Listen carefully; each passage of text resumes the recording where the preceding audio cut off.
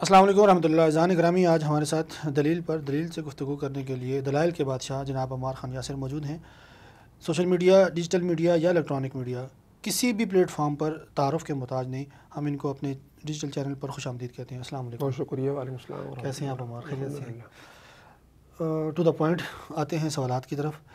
کل رات کو، گزشتہ رات نہیں، اس سے پچھلی رات کو بیسیکلی امریکہ کے محکمہ خارجہ نے پاکستان کی 4 کمپنیوں پر پابندیاں عائد کی ہیں جو جوہری پروگرام سے متعلق تھیں اور بیلسٹک میزائل پروگرام سے متعلق تھیں. اس پر کچھ لوگ خوشی کے شادیانے بجا رہے ہیں. اس کا پس منظر کیا ہے اور آنے والے دنوں میں پاکستان کے لیے کیا ہو سکتا ہے اس کے لیے؟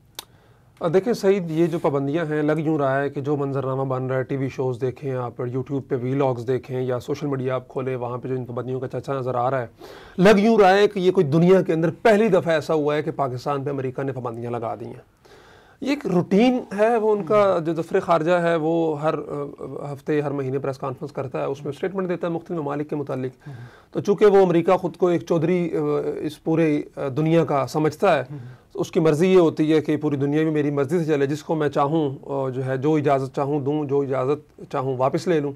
تو یہ ایک روٹین کی کارروائی ہے پابندیاں لگانا. یہ پہلی دفعہ نہیں ہوا. اور اسی سال کے اندر اس سے پہلے پاکستان میں خیال جولائی میں یا کسی مہینے میں، ستمبر میں پاکستان کی دیگر کمپنیوں میں پابندیاں لگ چکی ہیں، لیکن وہ چونکہ اتنی وائرل نہیں ہوئیں یا وہ اس طرح میڈیا پہ نہیں آ کے انہوں نے اس چیز کو اظہار کیا، اس لیے وہ اتنا نہیں ہوا.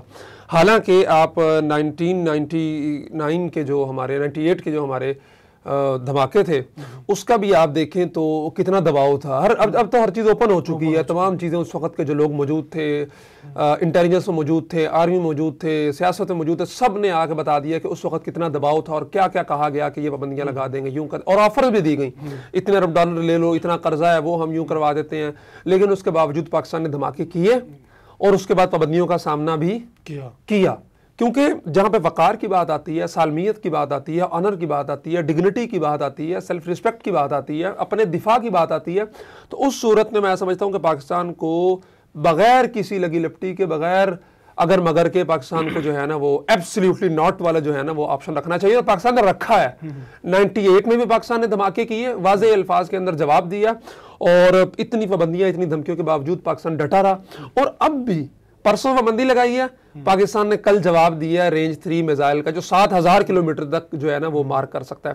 اور یہ جو بیسیکلی پابندیاں لگی ہے، یہ ان کمپنیوں پہ لگی ہیں جو پاکستان کے مختلف جو میزائل پروگرامز ہیں یا جو جن ان پہ وہیکلز پہ وہ نصب ہوتے ہیں، ان کے جو پرزے بنانے والی، پاکستان کو، آرمی کو اور ہمارے اداروں کو جو فیسیلیٹیشن دینے والی کمپنیاں، ان پہ لگی ہے. تو اس کے پیچھے بھی اگر آپ دیکھیں مڈل ایسٹ کرائسس کے تناظر میں، تو بیسیکلی اسرائیل ہے کہ یہ جو بڑے مارک کرنے والے تھے 5000 والے، وہ اسرائیل کے لیے ہم نے بنایا ہے نا. اسرائیل کا پاکستان سے فاصلہ تقریباً 3500-4000 کلومیٹر بنتا ہے دور سے دور کا، اور قریب سے کریں تو وہ تقریباً 3000 کلومیٹر بنتا ہے. تو یہ اسرائیلی ایما پر ایک پاکستان پہ لگی تھی. پاکستان نے اس کا جواب دے دیا. دفتر خارجہ نے بھی کہا کہ یہ جو اسٹیٹمنٹ کل آئی ہے، پاکستان نے عملی جواب دیا. ایک ہے اسٹیٹمنٹ دینا، کہ وہ پارلیمنٹ میں بھی کہا تھا نا خواجہ آصف نے یا کس نے، کہ دن کو جو ہے نا وہ ہمارے گلے پکڑتے ہیں اور رات کو ہمارے پاؤں پکڑ لیتے ہیں آ کے. ٹھیک ہے، تو یہ وہی چیز ہے. پاکستان نے دن کو بھی جواب دیا میڈیا پہ، دفتر خارجہ نے، اور پھر پاکستان نے عملی طور پہ 7000 کلومیٹر کے میزائل کا تجربہ کر کے، کامیاب تجربہ کر کے الحمدللہ وہ جواب دے دیا. یعنی ہم یہ کہہ سکتے ہیں کہ جو ایک پاکستان کے اندر کی فتنہ فساد والی پارٹی ہے، وہ ایک نعرہ لگاتے ہیں ایبسلیوٹلی ناٹ کا، تو پاکستان نے حقیقی طور پہ ایبسلیوٹلی ناٹ. ہاں، اب دیکھیں اس میں سعید بھائی بڑی دلچسپ بات یہ ہے، اور افسوس کا مقام، شرم کا مقام یہ ہے، ہونا تو یہ چاہیے تھا کہ امریکہ کی طرف سے پابندیاں لگی تھی. پاکستان نے ایک غیرت مندی کا، جرت کا مظاہرہ کرتے ہوئے اس کا رینج 3 کا جو تجربہ کیا تھا، زرار 3 کا. تو یہ لوگ جو پاکستان تحریک انتشار سے تعلق رکھتے ہیں، جو خوشیاں منا رہے تھے، شادیاں بجا رہے تھے کہ پاکستان پہ پابندی لگی ہے جی، بڑی اچھی بات ہے، حالانکہ آپ افسوس کا مقام ہے، آپ پاکستانی ہیں، کیا ہیں؟ آپ کی سیاست آپ کی پاکستانیت پر غالب آ گئی، آپ کی مسلمانیت پر آپ کی سیاست، آپ کا لیڈر غالب آ گیا. اب جب پاکستان نے عملی مظاہرہ کیا تھا اور جواب دیا تھا، اور عملی طور پہ، زبانی طور پہ نہیں، کلامی طور پہ نہیں، عملی طور پہ ایبسلیوٹلی ناٹ کہا تھا، تو آپ اس پہ شادیاں نہ بجاتے. بالکل کہ جی پاکستان نے جو ہے نا وہ ہمارے موقف کی تائید کی. ہم کہتے تھے نا امریکہ کے آگے جھکے گا نہیں. تو پشپا، تو ان کا پشپا تو جھک گیا، ان کا پشپا ابھی تک جھکا ہوا ہے. ان کا پشپا روزانہ کسی نہ کسی امریکی سینیٹر کا، بلکہ وہ ہم جنس پرست جو ہے، ان کے پشپا کو بچانے کے لیے وہ ہم جنس پرست میدان میں آیا ہوا ہے کہ جی ہم بچائیں گے، اس کو بچائے گا، وہ پھر لے کے جائے گا، پھر دونوں پتہ نہیں کون سی رنگ رلیاں منائیں گے ان کے پشپے کے ساتھ. تو اصل جو پشپا ہے پاکستان کا شہباز شریف اس وقت, اس نے عملی مظاہرہ کیا تو آپ کو اس کے ساتھ کھڑا ہونا چاہیے تھا کہ جی ہمارے نے زبانی کلامی کہا تھا, ہم بعد میں پاؤں بھی پڑے, ہم نے وہ کیا ہے وہ امریکی سفیر کا نام یاد, ڈونلڈ لو کو منتے بھی ترلے بھی کیے کہ یار وہ ایک سیاست کے لیے تھا, سارا کچھ تھا, بعد میں ترلے معافیاں بھی کی, سینیٹرز کو خطوط بھی لکھے, جو بائیڈن انتظامیہ کو خطوط لکھے کہ ہماری تمہاری کوئی لڑائی نہیں ہے. شہباز گل وہاں پہ مختلف ان کے پاؤں پڑتا رہا جا کے, بعد میں سارا کچھ جو ہوا بتانے کی ضرورت نہیں ہے. تو وہ زبانی کلامی ہوا پھر بھی پاؤں پڑے, انہوں نے عملی طور پہ کیا اور ڈٹ کے کھڑے ہیں. تو آپ ہمارے ساتھ کھڑے ہوتے, لیکن آپ نے جناب اس چیز کو اپنی, چونکہ سیاست غالب ہے, آپ کا پشپا آپ پر غالب ہے, اور آپ کے پشپا کو اس ریچرڈ کیا نام ہے, ریچرڈ گرینل کے ساتھ جا کے جو ہے نا وہ کچھ کرنا ہے, تو بس پھر آپ یہی کریں گے اور کیا کریں گے. اچھا یہ بتائیے کہ ان پابندیوں سے نقصان کیا ہو سکتا ہے؟ پابندیوں کا مقصد کیا ہوتا ہے؟ پابندیوں کا مقصد بیسیکلی یہ ہوتا ہے کہ جو کمپنیاں ہیں جن کو بلیک لسٹ کیا ہے, جیسے پاکستان کو آپ کو یاد ہوگا عمران خان دور میں یورپی یونین نے پاکستان کو گرے لسٹ میں ڈالا تھا. تو ہوتا یہ ہے کہ پاکستان کا جو جی ایس پی پلس اسٹیٹس تھا وہ ختم کر دیا تھا. پاکستان کو ٹیکسیز پہ جو چھوٹ ملتی تھی, درآمدات پہ برآمدات پہ جو معاملات ہوتے ہیں ملکوں کے, ظاہری بات ہے دنیا 2024 ہے, گلوبل ویلیج ہے, ایک دوسرے کے ساتھ معاملات ہوتے ہیں, آپ سروائیو نہیں کر سکتے جو ہے نا سب سے کٹ آف ہو کے. دیگر ممالک کے ساتھ, دیگر ممالک کی کمپنیوں کے ساتھ, ان کے عوام کے ساتھ تجارت ہوتی ہے, ٹریڈ ہوتی ہے, معاملات ہوتے ہیں, بہت سارا کچھ ہوتا ہے. تو یہ جو کمپنیاں ہیں ظاہری بات ہے یہ بھی را مٹیریل کسی سے لیتی ہوں گی, امریکہ میں ان کے اکاؤنٹس ہوں گے, چونکہ یہ کوئی چھوٹی موٹی کمپنیاں نہیں ہیں کہ چیچو کی ملیہ میں ایک کمپنی ہے وہاں پہ لوٹے بنا رہی ہے اور جو امپورٹ کر رہی ہے اسلام آباد کو.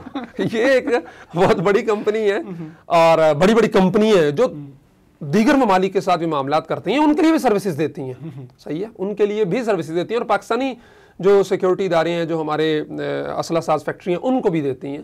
تو ان پر پابندیاں لگانے کا مطلب یہ ہے کہ وہ اب جو ہے نا امریکہ کے اندر ان کے جو اکاؤنٹس ہیں, جو ان کی پراپرٹیز ہیں, یا وہاں پہ جو دفاتر ہیں, یا یہی وہاں پہ وہ ورکنگ کی پوزیشن میں نہیں ہیں. ٹھیک ہے, بیسیکلی یہ ہے. دوسرا یہ کہ ایک دباؤ ہوتا ہے اس ملک کے اوپر, اس ملک کی کمپنی پہ پابندی لگا دی, ایک اپنا نظریہ مسلط کرنے کے لیے. آپ کو پتہ ہے کہ یہ ہمیشہ سے جو جنگ رہی ہے وہ معیشت کی جنگ رہی ہے.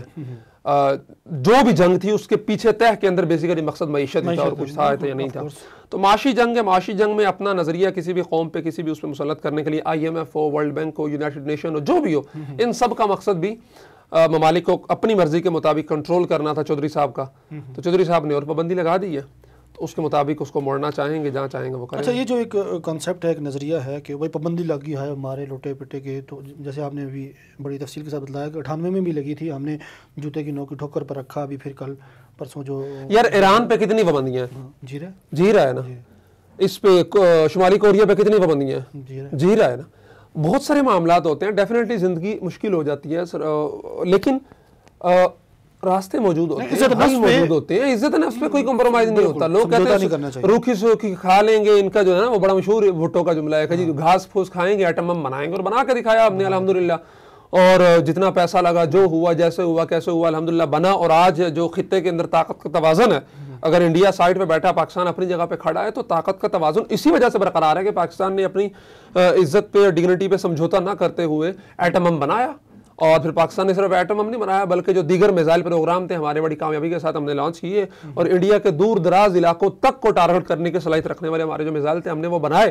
اس کی بنیاد پہ آج ہم خطے کے اندر کم از کم, اگر بھارت ہمیں ترنے والا ہم اس کے لیے ثابت نہیں ہو رہے, تو اس کی وجہ یہ ہے کہ ہم نے پابندیاں برداشت کی. ہم نے معاشی طور پہ اور عالمی طور پہ ہر طرح کی پابندیاں برداشت کرتے ہوئے ہم نے ان چیزوں کو جاری رکھا. تو دنیا ختم نہیں ہو جاتی پابندیوں کے ساتھ, صحیح ہے, مشکل ضرور ہوتی ہے. عراق پہ دیکھ لیں, افغانستان پہ کتنی پابندیاں ہیں, صحیح ہے, دن بہ دن گرو نہیں کر رہا, دن بہ دن ان کی معیشت بہتر ہو رہی ہے. جب افغانستان سے امریکہ گیا تھا 2021 کے اندر, اس وقت ڈالر کا ریٹ کیا تھا ان کے افغانی روپے کے مقابلے میں, اور آج کیا ہے, بہت گروئنگ اکانومی ہے ان کی. ٹھیک ہے, چل رہا ہے. ایک اہم سوال اسی سے جڑا ریلیٹڈ یہ بھی ہے کہ ایک مخصوص طبقے نے لابنگ کی باقاعدہ اس کے لیے, پابندیاں لگوانے کے لیے.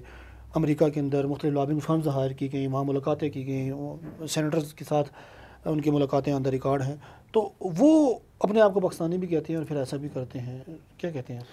شرم کا, افسوس کا, ڈوب مرنے کا مقام ہے ایسے لوگوں کے لیے کہ جو میں نے پہلے بات کی کہ جن کی پاکستانیت پہ, اسلامیت پہ, مسلمانیت پہ سیاست غالب آ گئی, ان کا لیڈر غالب آ گیا.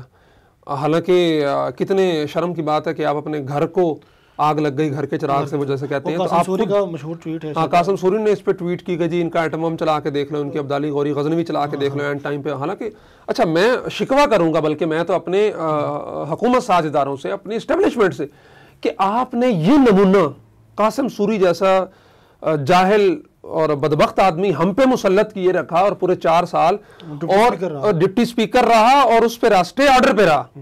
اس کا حلقہ کھولنے کے لیے پہلے مہینے درخواست ڈلی, حافظ حمداللہ صاحب سے میرے خیال یہ دھاندلی کر کے اس کو جتوایا گیا اور ڈپٹی سپیکر بنوایا گیا, اور آپ نے اسٹے آرڈر پہ اس کو ہمارے سروں پہ مسلط کیے رکھا, اور آج یہ بندہ اپنی سیاست کی خاطر آپ کے گربانوں کو آ رہا ہے. صحیح ہے, اتنا دکھ ہوا یہ ٹویٹ پڑھ کے کہ یار دیکھو یہ بندہ ہمارے اتنے بڑے آئینی عہدے پہ براجمان رہا ہے, اور یہ ٹویٹ ظاہر بات ٹویٹر ہے, دنیا کے اندر جاتا ہے, پورا پیغام ہے, اوورسیز یوتھیے بھی بیٹھے ہوئے ہیں لاکھوں ملینز میں, وہ لوگ پھیلاتے ہوں گے, تو وہ لوگ کیا کہیں گے کہ یہ کس قسم کا ملک ہے, ان کی عوام کتنی جاہل ہے کہ جن کے حکمران اعلیٰ طبقے کے لوگوں کے اندر ایسے لوگ بیٹھے ہیں جو اپنی افواج کو اور حب علی نہیں بغض معاویہ میں جو ہے نا ٹاٹ کرتے ہوئے کہہ رہے ہیں کہ یہ ایٹم چلا کے دیکھ لو, غوری چلا کے دیکھ لو. عبدالی جو بات کرنی چاہیے تھی میجر گورو آریہ کو, ٹھیک ہے, انڈین میڈیا کو جو بات کرنی چاہیے تھی اس کو ہمارے ہی گھر سے ایسے لوگ مل گئے کہ انہیں اپنے بڑے بڑے پروجیکٹ بند کر دیے کہ جی ہمیں اب پاکستان کے خلاف بات کرنے کی ضرورت نہیں ہے, کیونکہ پاکستان میں قاسم سوری جیسے لوگ بیٹھے ہیں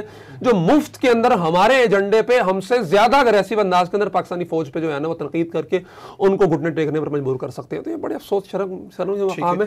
تو جن کے لیڈر اس طرح کے ہوں, جن کے بڑے اس طرح کے ہوں, صحیح ہے, تو ان کے چھوٹے کس طرح کے ہوں گے, یہ صورتحال ہے. تو جان گرامی, آپ نے ملاحظہ کیا عمار خان یاسر کی آج کی گفتگو دلیل کے پلیٹ فارم پہ. امید ہے کہ آپ کو اچھی لگی ہوگی. اگر آپ ہمارے چینل پر نئے ہیں, ہمارے چینل سبسکرائب نہیں کیا تو چینل سبسکرائب کیجیے, لائک کیجیے, شیئر کیجیے اور کمنٹس میں اپنی رائے کا اظہار ضرور کیجیے. ملتے ہیں کسی اور پوڈ کاسٹ ایپیسوڈ میں. اپنا خیال رکھیے گا. اللہ حافظ.